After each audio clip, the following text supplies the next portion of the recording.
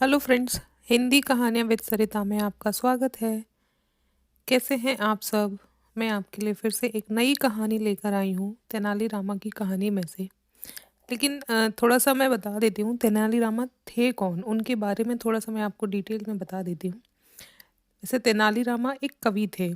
उन्होंने अपने जीवन में कई सारी कविताएं लिखी थी। तेनालीरामा कवि होने के साथ साथ एक चतुर और हास्य व्यक्ति थे, मजाकिया रूप में थे। वो अपनी बुद्धि के कारण बहुत ही प्रसिद्ध थे। तेनालीरामा आंध्र प्रदेश में एक ब्राह्मण परिवार में जन्मे थे। ये इनका एक छोटी सी जानकारी थी, मैंने आपको दे दी। आइए शुरू करते हैं उनकी एक कहानी में से। कहानी का नाम है तेनालीरामा और चोर की कहानी। एक बार की बात है जब विजयनगर के राजा कृष्णदेव थे। उन दिनों में विजयनगर में चोरी होने के मामले दिन पर दिन बढ़ते ही जा रहे थे। दिन दहाड़े चोर चोरी करने लगे थे। वहाँ पर कई महंगी से महंगी वस्तुएं चोरी होने लगी और लोगों के घर में सामान भी गायब हो रहे थे। सभी लोग काफ़ी परेशान होने लगे। सब इकट्ठे हुए। सबने समस्या का हल निकालने के लिए कहा कि राजा के दरबार में चलते हैं। जब कृष्णदेव राय को इस बात का पता चला तो वो बहुत गुस्सा हुए और अपनी सेना की एक टुकड़ी को विजयनगर में भेज दिया और चोरों को पता लगाने के लिए बोला। सेना की टुकड़ी विजयनगर में सभी जगहों पर तैनात हो गई और सभी पर नज़र रखने लगी। तब भी चोर चोरी करने में पीछे नहीं हो रहे थे। हर हर दिन चोरी हो रही थी। सेना की टुकड़ी उस चोरों को पकड़ने के लिए बहुत प्रयास कर रही थी पर सफल नहीं हो पा रही थी। और फिर वो लोग वापस दरबार में पहुंच गए। जब सेना से भी यह काम नहीं हुआ तो चतुर तेनालीरामा को दरबार में बुलाया गया और राजा कृष्णदेव राय ने तेनालीरामा को चोरों के बारे में बताया। उसे 7 दिन के अंदर पकड़ने के लिए कहा गया और राजा ने आदेश दिया कि सेना की एक टुकड़ी तेनालीरामा के इस काम का में साथ देगी। तो तेनालीरामा ने मना कर दिया। उन्होंने कहा, मुझे किसी भी सेना का ज़रूरत नहीं है, मैं अपना काम खुद करूँगा, अकेले करूँगा।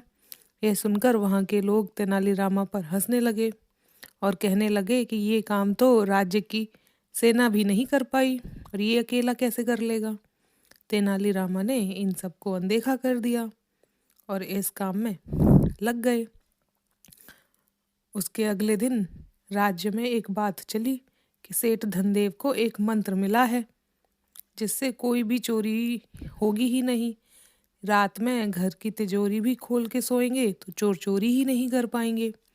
जब यह बात चोरों को पता लगी तो चोर बहुत खुश हो गए। उनको लगा कि हमें चोरी करने के लिए कोई समस्या ही नहीं होगी, हम आसानी से अपना काम कर सकेंगे।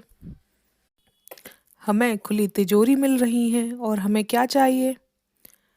चोरों ने सेठ धनदेव की हवेली में चोरी करने का निर्णय कर लिया और वहां पर चोरी करने के लिए पहुंच गए। वहां पर सेठ धनदेव अपनी तिजोरी खुली रखकर सो रहा था। चोर ये देखकर बहुत खुश हुए और अपना काम करने लगे। चोरों ने पूरी तिजोरी को खाली कर दिया और सभी वहां रखा सामान चोरी कर अपने साथ ले गए। जब इस बात का पता सेठ धनदेव को लगा तो वह तुरंत राजा कृष्णदेव राय के दरबार में पहुंच गए। यह बात सुन के राजा को बहुत गुस्सा आया सेठ पर और कहा कि तुमको यह नहीं पता कि विजयनगर में कितनी चोरियां हो रही हैं, तो रात में अपनी तिजोरी खोलकर सोने की क्या ज़रूरत थी। इतना कहने के बाद राजा के दरबार में तेनालीरामा 2 लोगों को पकड़कर लाते हैं और राजा को बताया कि ये वे चोर हैं जो विजयनगर में चोरियां करते हैं। सेठ धनदेव को मैंने ही अपनी तिजोरी को खुला रख कर सोने के लिए कहा था। ये बात मेरे ही लोगों द्वारा विजयनगर में फैलाई गई थी कि इस मंत्र से तिजोरी खुली रखकर सोने से चोरी नहीं होगी। मैंने सेठ धनदेव के कमरे में काला रंग का बिछा रखा था। जब चोर वहाँ चोरी कर रहे थे तो उनके पैरों में ये काला रंग लग गया। वो वहाँ से निकले तो उनके पैरों के चिन्ह बनते गए। मैं इन पैरों के चिन्हों का पीछा किया तो पाया कि चोरी राज्य के पूर्व मंत्री ही करवा रहे थे।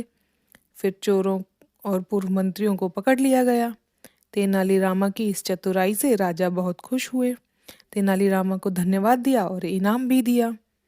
इस कहानी में तेनालीरामा ने चोरों को पकड़ने के लिए अपनी बुद्धि और चतुराई बहुत अच्छी तरीके से प्रयोग की। ये कहानी यहीं समाप्त होती है। अब मैं आपको एक और नई कहानी सुनाती हूँ, वो भी तेनालीरामा की कहानी में से ही है। कहानी दूसरी है ये। आइए शुरू करते हैं। कहानी का नाम है स्वर्ग की खोज। विजयनगर के राजा कृष्णदेव राय ने अपने बचपन में कई ऐसी कहानियां सुनी थी जिनमें स्वर्ग का नाम आया करता था। बचपन से उनके मन में ये सवाल था कि स्वर्ग इस दुनिया में सबसे सुंदर और मनमोहक स्थान है। उन्हें स्वर्ग देखने की इच्छा हुई। वहां पर उपस्थित सभी मंत्रियों से पूछते हैं कि स्वर्ग कहाँ है, क्या कोई जानता है। वहां पर मौजूद सभी मंत्री एक दूसरे को देखने लगते हैं। तभी उन मंत्रियों में उपस्थित तेनालीराम राजा की इच्छा पूरी करने की जिम्मेदारी ले लेते हैं और राजा से कहते हैं कि मैं आपकी इस इच्छा को पूरा कर सकता हूँ। राजा ये बात सुनकर बहुत प्रसन्न हुए। तेनालीराम इसके लिए राजा से 10,000 सोने के सिक्के और 2 महीने का समय मांगते हैं। राजा इसकी इजाज़त दे देते हैं और इसके साथ राजा ये भी कहते हैं यदि तेनालीराम इनकी इच्छा पूरी नहीं कर पाए तो उनको कड़ी से कड़ी सजा मिलेगी। राजा के दरबार में मौजूद सभी मंत्री तेनालीरामा से जलते थे और उनको खुशी होने लगी कि तेनालीरामा स्वर्ग खोज नहीं पाएगा, राजा इसे सजा देंगे। जैसे जैसे समय बीता और 2 महीने निकल गए, तभी दरबार में राजा तेनालीराम को बुलाते हैं और उन्हें राजा स्वर्ग का पता पूछते हैं। तभी तेनालीरामा राजा को उत्तर देते हैं इस अपने स्वर्ग का पता खोज लिया है और कल सुबह वह स्वर्ग के लिए प्रस्थान करेंगे। अगली सुबह तेनालीराम राजा और कुछ खास मंत्रियों के साथ स्वर्ग को देखने के लिए निकल जाते हैं।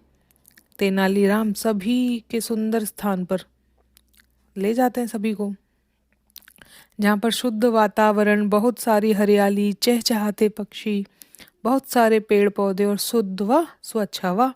यह देख के राजा बहुत खुश हो जाते हैं। तभी उनके मंत्री स्वर्ग देखने की बात को वापस याद दिलाते हैं। राजा तेनालीराम को उनका वचन पूरा करने को भी कहते हैं।